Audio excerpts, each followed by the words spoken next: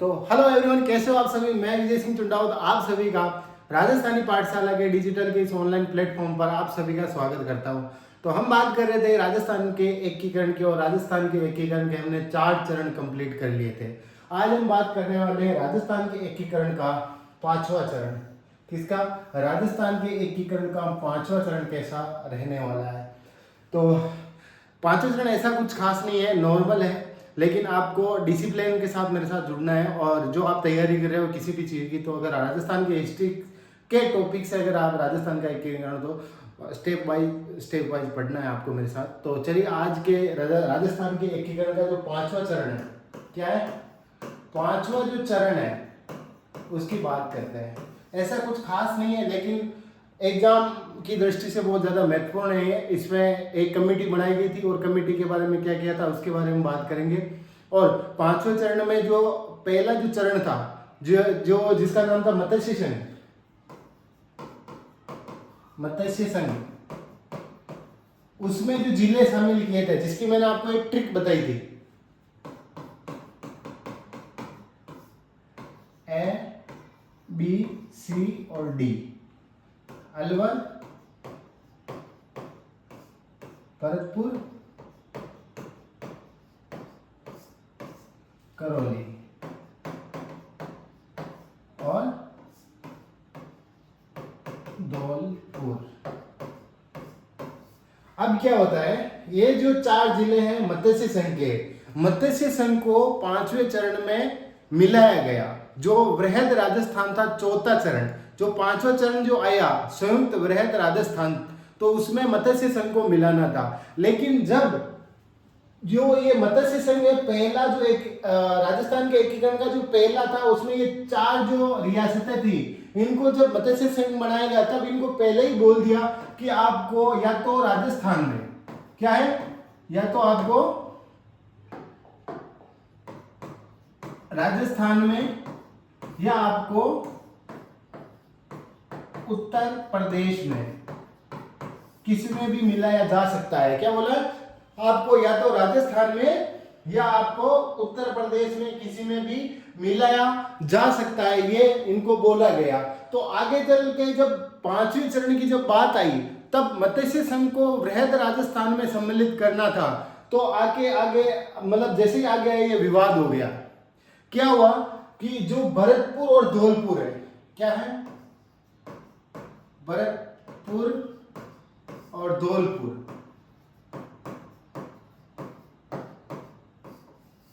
इन्होंने क्या विवाद कर दिया। क्या बोला कि हम राजस्थान में नहीं रहना चाहते, हम भाषा के आधार पर भरतपुर और धौलपुर ये दोनों उत्तर प्रदेश में मिलना चाहते थे, कि हमारी भाषा का थोड़ा डिफरेंट है, हम उत्तर प्रदेश में मिलना चाहते हैं। लेकिन उस टाइम क्या होता है, जो रियासत विभाग है,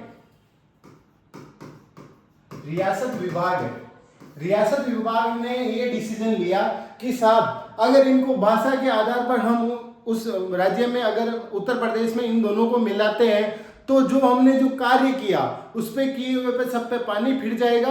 और पानी फिरने के साथ ही दूसरी जो रियासतें हैं, जैसे जैसलमेर हो गई, जोधपुर हो गई, वो भी ये शिकायत करेगी हमारी भाषा का, हम पश्चिम राजस्थान से आते हैं, हमारी भाषा का डिफरेंट है, हम आपके साथ नहीं रहना चाहते हैं, हम उसमें मिलना चाहते हैं। तो ये विवाद हो जाएगा।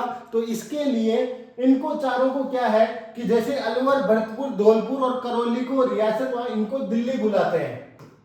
13 फरवरी 1949 को इनको दिल्ली बुलाते हैं चारों को। तो इसमें जो अलवर, आपके जो अलवर है और करौली है, ये तो बोलते हैं कि हम राजस्थान में मिलने के लिए तैयार हैं, लेकिन इसमें भरतपुर और धौलपुर वाले बोलते हैं कि हम तैयार नहीं, हम उत्तर प्रदेश में मिलना चाहते हैं। तो उस टाइम पे क्या होता है कि रियासत विभाग एक कमेटी बनाती है, और कमेटी में 3 सदस्य रहते हैं, और सदस्य को यह कार्य रहता है कि साहब आप जाओ और भरतपुर, जो आपके भरतपुर और धौलपुर है, उनकी जनताओं से सीधे संवाद करो, वो क्या चाहती है। राजा कुछ भी बोल रहे हैं, उसका एक व्यक्ति से हम डिसीजन नहीं ले सकते हैं। आप जाओ और धरातल पर जाओ और जनता से बात करो, जनता क्या चाहती है। जब वो शंकर राव देव कमेटी की जो सदस्य थे 3 अध्यक्ष और 2 अन्य सदस्य थे, और वो रियासत विभाग के वापस उनके पास जाकर ये बोलते हैं कि साहब वहां की जनता राजस्थान में ही रहना चाहती है। तब क्या है, जब ये आपके शंकर देव राव समिति के रियासत विभाग के पास जाकर ये चीज बोलते हैं, तब 10 फरवरी 10 मई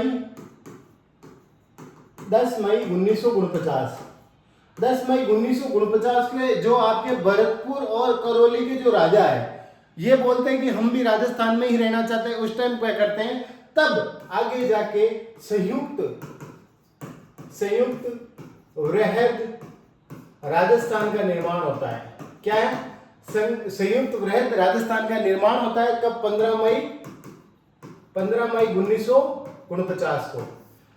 तो ये थी बात। आप नोट्स के हिसाब से लिखना चाहो तो मैं आपको अभी बता देता हूं। तो चलिए आगे इनके बारे में जानते हैं, कैसे क्या है, कौन सी समिति बनाई गई थी, उस समिति में सदस्यों के नाम क्या थे और प्रदेश का नाम क्या था। क्योंकि चौथे चरण में ये समाप्त कर दिया गया कि वार्षिक आय और जनगणना के आधार पर और नहीं बनाया जाएगा ये चीज। तो चलिए आगे चलते हैं। तो यह है एकीकरण का 5वां चरण। क्या है? एकीकरण का 5वां चरण। और मत्स्य संघ के निर्माण के समय ही बताया गया है कि राजस्थान या तो राजस्थान में या उत्तर प्रदेश में शामिल किया जाएगा। तो ये बात आगे जाके विवाद बन गई, और विवाद के लिए रियासत विभाग को कमेटी बनानी पड़ी, और कमेटी ने अपना प्रस्ताव रखा, और फिर आगे क्या हुआ देखते हैं। ठीक है, ये चीज मैंने आपको बता दी। इसके बाद है 13 फरवरी 1949 को विभाग ने दिल्ली बुलाया। यानी कि 13 फरवरी 1949 को दिल्ली बुलाते हैं। किसको? अलवर, भरतपुर, धौलपुर, करौली चारों को, जिसमें 2 जो आपके अलवर और करौली मान जाते हैं, लेकिन भरतपुर धौलपुर वाले नहीं मानते हैं। तो चलिए जो कमेटी बनाई गई थी उस कमेटी का नाम क्या था? तो उस कमेटी का नाम था शंकर राव देव कमेटी। और इसका जो कार्य था, क्या है? इसका जो कार्य था, इसका क्या कार्य था? इसका कार्य था भरतपुर और धौलपुर की जनता की राय जानना, कि राजा महाराजा कुछ भी कह रहे हैं, लेकिन आप धौलपुर और भरतपुर जाओ और वहां की जो जनता है उनसे सीधा संवाद करो आप, और संवाद करके जनता क्या चाहती है, उत्तर प्रदेश में मिलना चाहती है या राजस्थान में। तो वहां की जनता का जवाब आता है कि हम राजस्थान में ही रहना चाहते हैं। क्या है? हम राजस्थान में ही रहना चाहते हैं। तो इसके जो शंकर देव राव की जो कमेटी है, इसके जो अध्यक्ष थे वो थे आपके डॉक्टर शंकर राव देव, और 2 अन्य जो सदस्य थे इस कमेटी के, इनका नाम था प्रभु दयाल और आर.के. सिद्धवा। ठीक है। और ये जो राजा है, क्या है? जो राजा है जो आपके भरतपुर और धौलपुर के राजा 10 मई 1949 को ये चीज मान लेते हैं कि हम राजस्थान में मिलने के लिए तैयार हैं, और वापस चारों को क्या करते हैं, मत्स्य संघ की जो 4 रियासत हैं उनको संयुक्त वृहद राजस्थान का निर्माण होता है। क्या है? संयुक्त वृहद राजस्थान का निर्माण होता है, मत्स्य संघ और वृहद राजस्थान को मिला के। क्या है? वृहद राजस्थान प्लस मत्स्य संघ।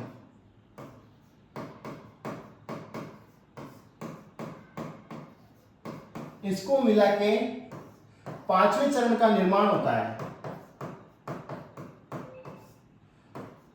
जिसका नाम था संयुक्त वृहद राजस्थान। क्या है?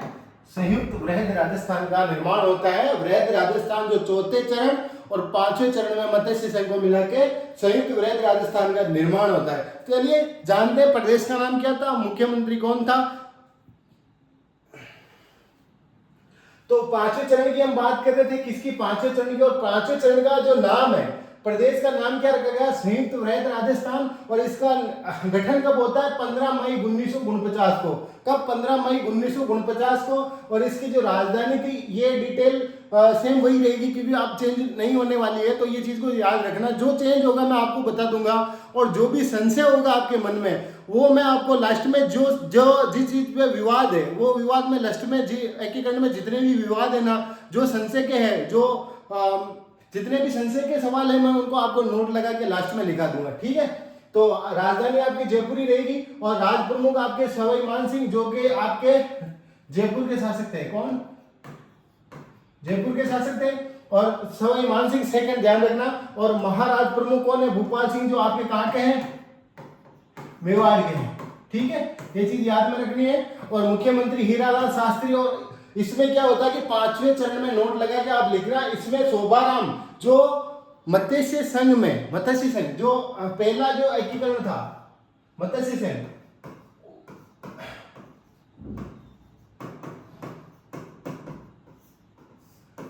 मत्स्य संघ का जो प्रधानमंत्री था शोभाराम।